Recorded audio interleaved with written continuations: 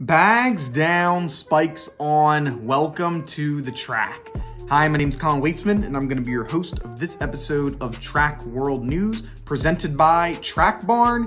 And before we get into anything, we have some really cool news that I want to share with you all. So recently we went on pre-orders for our brand new uniform for TWN Elite. It is going to be our clothing brand that we're going to be releasing, and they have officially went on sale as of yesterday. So you can now rock a TWN Elite uniform for all of your track meets. If you want the top set will cost you $60. If you want the full set with the tights, that would be $80, and you can get it through the link in the description. And if you use code TWN10, you can get 10% off of your order, and that can be used for anything on Track Barn. So it's been a long time coming. Thank you for all of the support, and if you would like that, hope that you like it. Also, so today, the topics that we're going to be discussing: women's sprinting is just going off the rails. It's insane this year, so we're going to discuss all of that. National record that went down from Kentucky. A lady that fell in a 100-meter race, hurdles, and still won. American Track League, we'll be recapping that, and a little bit on Doha as well. So you definitely don't want to miss anything of that. It's going to be an amazing discussion. So this past weekend, we had the main championships for the Power 5. So all of your Power 5 schools had their conference championships in track and field. So Big 12, SEC, ACC, you know the drill. All of them, they had their conference championships. And we saw some amazing performances that went down, and especially on the women's side. So we're gonna focus mainly on what happened with the women's side, because it looks like the future is female, if you ask me. There's been a lot of great performances. So we'll start with Julien Alfred. So Julien Alfred of Texas, you remember her. She's the national record holder in the 60 indoors. She ran a time of 10.81. This is the third fastest time ever in college track and field. Obviously, Sha'Carri Richardson has the record with a time of 10.75.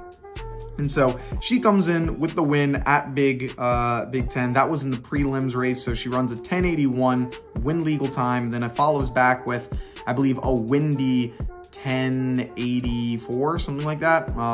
That was just a little bit past the wind, but very, very fast as well.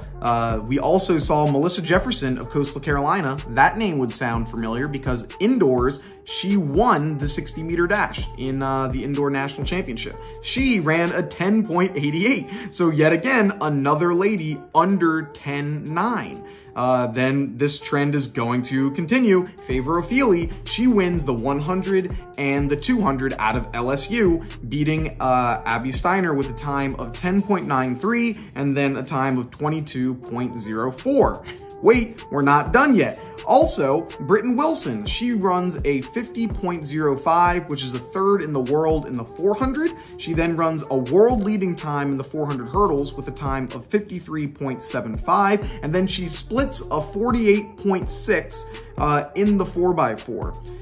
Which these are just insane performances that we've seen. Oh yeah, also in SECs, we saw Kentucky's women run a national record in the 4x4 with a time of 3 minutes 21.93, and then second place A&M ran a 3:22.01.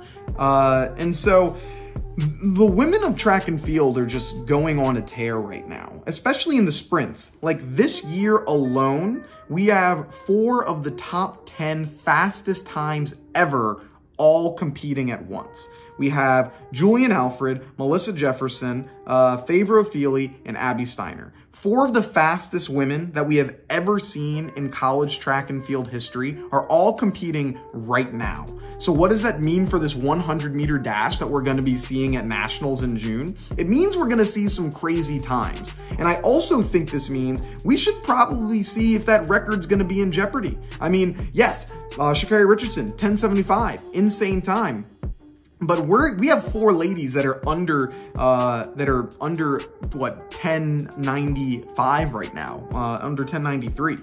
So that record's in jeopardy, because this just seems to be the year that all these women are just going crazy fast. I mean, Julien Alfred has been proving she's on another level completely with getting records indoors, and now hopefully, seeing if she can do anything outdoors as well. So overall, like, the year has been insane on the women's side, and we'll see what we can do and how these ladies can continue. Who's gonna win in the 100? I have no idea. This is going to be so freaking close and so hard to decide. And this goes to show Favour Ofili, she needs to be getting her respect. She obviously has been going kind of under the radar unnecessarily in the 200 because Abby Steiner is in the SEC as well, and so I think she has been getting a lot more love than Favour Ofili, who is the 200-meter champion, or is a 200-meter national record holder outdoors, because I think Abby did it first indoors, and so she's been getting a lot more love than Favour Ofili, but she's beaten her twice at SECs, and so what does this mean going into the national championship? Well, I think Favour Ofili is going in with a lot of confidence, saying, hey, I beat you at SECs, I have these records, and I've got the faster PR than you do. I'm the one to beat, not you. So she's going in with a lot of confidence, and I think that plays into, your best, like setting PRs recently, having that confidence of getting wins at major meets. All of that plays into effect of how you're going to be doing very well. And so I'm excited to see how these ladies are going to be doing. I mean, Britton Wilson, I mean, she's running crazy times. That she's not a 100-meter runner, but man, even her in the 400. I mean, we're going to see her go sub 50 probably at the, probably pretty soon at nationals. I wouldn't be surprised if we see her go, 49.9 or 49.8 here with how she's running. So she's putting up crazy times, and that's not even her event. Her event is the 400 hurdles. I mean, only 3.75 seconds added on for your 400-meter hurdles. You're just on, you're on another level there. You're stepping up to the plate. And so a lot of these college athletes have been dropping these really fast times already. And so while it is extremely exciting, I think it is the only question, or I guess concern you could kind of say, is how will this translate to even more post-collegiately? Because, or how will this translate post-collegiately this season, where you're going to have USAs and then you're going to potentially have Worlds? I mean, you're extending your season from December all the way until, what, July? That's a long time to be competing. From December to July is a very long time to be competing. I mean, many of our athletes that are pros don't compete that much and don't open up their season that early. These college athletes have been running pretty much every weekend since December, while many of these pro athletes, they probably open up their season. If they do indoors in February, they might do 1 or 2 races, and then they'll do, maybe 3 or 4 races during the outdoor season, and then they're ready for USAs and Worlds, where, many of these college athletes are running double the amount of races that these pros are, and that mileage goes on your legs. Like, it definitely plays a part as you're running in that USA championship. So I'm wondering how this is going to affect many of their athletes. I'm hoping that, this is not going to be that bad, but, mileage is mileage, so I guess we'll see. And then want to discuss the national record, Kentucky. So Kentucky's women break a 4x4 national record with a time of 3:21.93, which is just like insane. They beat it by nearly an entire second here. And then even the Texas A&M team, they broke what was the previous record, because I think it was a 3:28.05. So they even broke what was the old record. And we had another team go insanely fast there as well, Arkansas, with a 3:22.55. And you're having ladies that are splitting 48.6s, 48.8s on these teams. I mean, Abby Steiner, who's showing she's going from the 100 up to the 4x4, splitting a 48.8. Like, that SEC 4x4 might have been one of the best races that we're going to see this entire year, because of just how insanely fast all of these young women are running. Like, This record will probably go down at the national championship because I think it's going to be super close, especially between many of these top-level teams of who's going to win the team championship. And so with that, you're going to have a little bit extra to be running for. Obviously, you want to do well on your own, but you're going to have a little bit extra to be running for. And I think the Florida women are going to be putting through a better team as well because they had already won the SEC championship at this point. And so I don't think they put in their top team. I don't think Talitha Diggs, no, she did run it. But there were a few runners that they probably didn't run as fast as they could, you know, knowing that the SEC championship was kind of already locked in. And so going into the national championship, I think it's going to be a lot closer, so we could be seeing a better time from them as well. But overall, just the women of NCAA track and field are just showing up and showing out. It's been very impressive to see. With Julien Alfred, right before he transitioned, so last year, before 2022, her PRs were, and this is in the 60, the 100, and the 200. So in the 60, a 7.1. In the 100, 11.39. In the 200, a 22.9. This year, she's ran a 7.04 in the 60, a 10.81 in the 100, and a 22.46 in the 200. She is down by 1.08 seconds in total over those 3 races. That is very impressive, especially as a collegiate athlete, to be able to improve those amount of times at this level. It's not like you're in high school and you're improving in the 400 from 60 to a 50, you know, where, you know, you can make those types of leaps. This is at a very, very high level in some of the shortest races that we have. So very impressive for her. Next, want to talk about this video that has been going around the track and field world, and it's what looks like a high school meet. There's a girl who I heard reports that she was 15 years old. Over the second hurdle, she falls. And so in most situations, if you fall going over the hurdles, you're done. Game over, GG's, pack your bags, go home, you lost. That's what it mostly would be. But she didn't do that. She got up and finished the race. And so you'd be like, all right, good, congrats, you finished the race. But she didn't just finish the race. She started coming back. She picked off 1 person, picked off 2 people, picked off 3 people. Then over the last hurdle, she picks off the person that was leading and wins the race. She fell down in a 100-meter hurdle race on the second hurdle. So there were only 8 left. She fell down on the second hurdle. And then she comes back and wins. So you have to stand up, get back up to speed. So you got to like kind of do that short little tussle and get back over the hurdle and get back up to speed. She then 3 steps the remaining of the hurdles and then comes back and wins. And so that's just the crazy sign. Like if I'm her, I'm talking so much trash for the rest of my life. Every one of those people that were in those races is going to remember for the rest of their life, hey, look, you know that time where I fell down and still beat you? I'm going to keep that over their head regardless. Like no matter what happens in life, that like someone be like, oh man, I sold more things in our job. Yeah, but I fell down in a hurdle race and still beat you. So it's like, what can you say there, you know? Insane just like vision of, you know, never give up. Like that's kind of was the sign and the statement. A lot of big people in track and field were retweeting this, and it's like, look, even if you're down doesn't mean that you're out. Like you can still get up and give it a try, and you might surprise yourself. So you might even win. I mean, this goes back to that video that was last week of the little girl that lost her shoe at the start line. She puts it back on, comes back, and dusts everyone in the 200. So it's like, just because you're down and you think you're out and you think that there's no chance that you can win, the deck's, you know, stacked against you, get up and dust yourself off and compete and finish, because you never know, you might surprise yourself. So that was something that was very, very exciting for me and cool to see.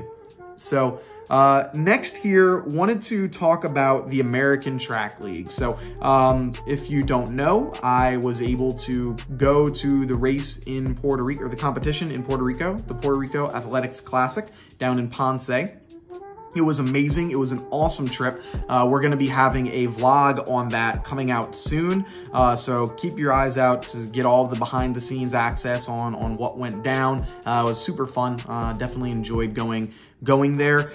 And yeah, we saw some really cool, races and times. The environment was awesome. So it was actually in a baseball stadium. And so everyone was really close, and it was a very great environment. It kind of was like what you would see in like a Mexican soccer game. Like everyone was just loud and had music and sound makers going on the entire time, and it was a lot of fun. And so some of the standout performances we saw, Trayvon Bromell, he won with 992. Like he was saluting the crowd, blowing kisses to the crowd, which was super awesome. You had Clayton Murphy coming back and upsetting the hometown favorite on the last home stretch of the race. You had Elaine Thompson-Herah, she won her race in the 100. You had Athing Mo, she ran the 4, she performed really well. 1500 meters did well. You had coming out of the 800 meter where she ran the world lead last week.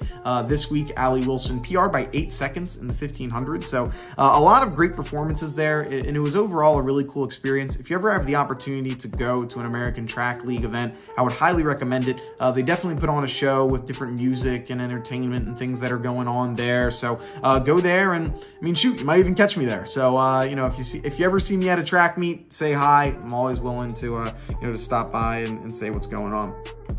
Last event here that I would like to talk about, so Doha. So Doha had the Diamond League event. I wasn't able to catch too much track and field this weekend because I was at Puerto Rico, so I wasn't able to dive too deep into things because I was kind of preoccupied working that event. But Doha, we saw Noah Lyles beating Fred Kerley with a time of 19.72 compared to Fred Kerley's, 19.75. So pretty fast race. If it wasn't for the 19.49 by Arian Knighton, this would be like a, oh my God, crazy speed. But because we're spoiled of an insane time that happened not too long ago, that kind of takes away from this very, very great performance that we saw. But something that I don't want to talk too much about the times, but it's more about just the, what we're seeing with Fred Kerley. So one thing that I've really liked about Fred Kerley recently